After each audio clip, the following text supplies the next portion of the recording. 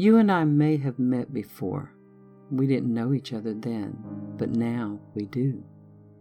By the time you've finished reading this, you're going to hate me for what I've done and for what I'm about to do. I'm going to tell you about my life, a life that's made me an outcast from the common world, and it wasn't my fault. Have you ever had the feeling that you were being followed, even when you're walking with someone else? It's that ominous feeling that sticks with you throughout the entire day.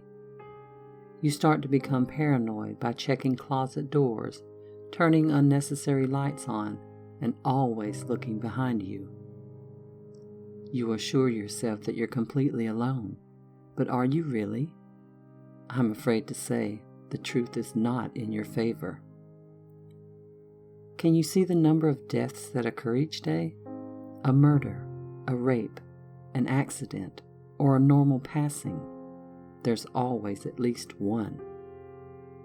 Can you hear their cries, their pleas, their revenge? I can. They follow me everywhere I go. I'm the magnet that draws them to me. I can see the girl that was murdered in my house. She was strangled by the neck and hung up to make it seem like a suicide. I can see the victims of the house fire from last week. Investigators ruled it out as an error with the electrical system. It wasn't. The neighbor next door set it on fire while the family was sleeping. The case ruled him out as the least likely suspect. I always listen to the cries of the unborn children. I can't understand them, but I can feel their pain and their longing for a glimpse of the outside world. I can see the sadness of the old man. He died because of an unknown sickness yesterday. He sits under the small oak tree near the park, the place where his funeral was held. I see him every day as I walk past. He's the only one that doesn't follow me. The screams of the 2 teenage girls that died in a car accident a month ago still echo throughout my house. It wasn't their fault. Blame the drunk driver. Head-on collision. Death on impact. Then there's the little boy that killed himself 2 days ago. He now lives in my attic. He was bullied in school for many years, and now he's angry. Angry for revenge. Angry enough to be waiting for the right time to strike back. Everyone has their own losses. For some, it comes sooner, and others, it comes much later. The world is a cruel place. Every day, the hopeless souls continue to follow me. I know they won't leave me. This has been going on for years, a never-ending curse.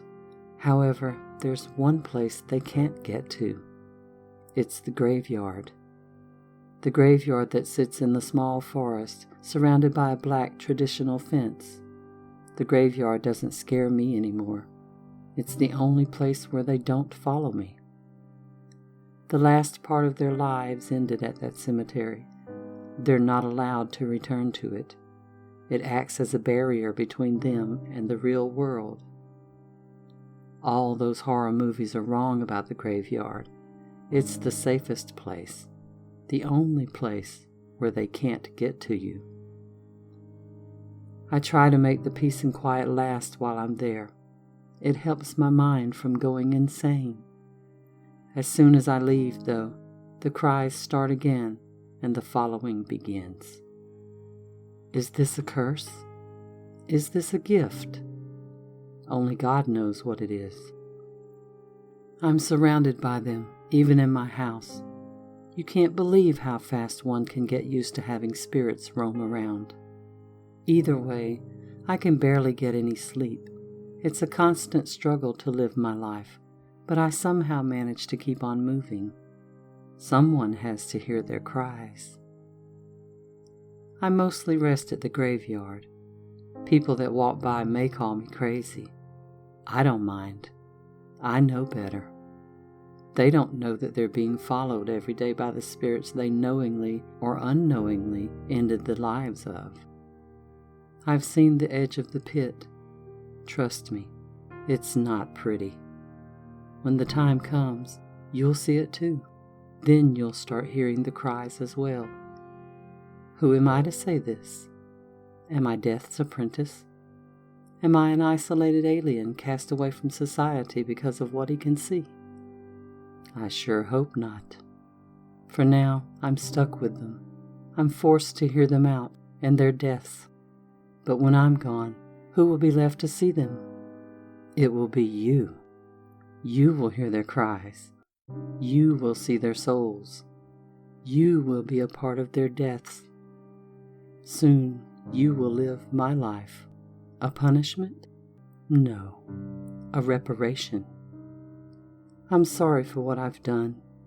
I've now dragged you into this new existence. Consider it a gift and a curse. This is not the end, my friend. It's just the beginning. Your turn is coming. My only advice? Try to find the nearest graveyard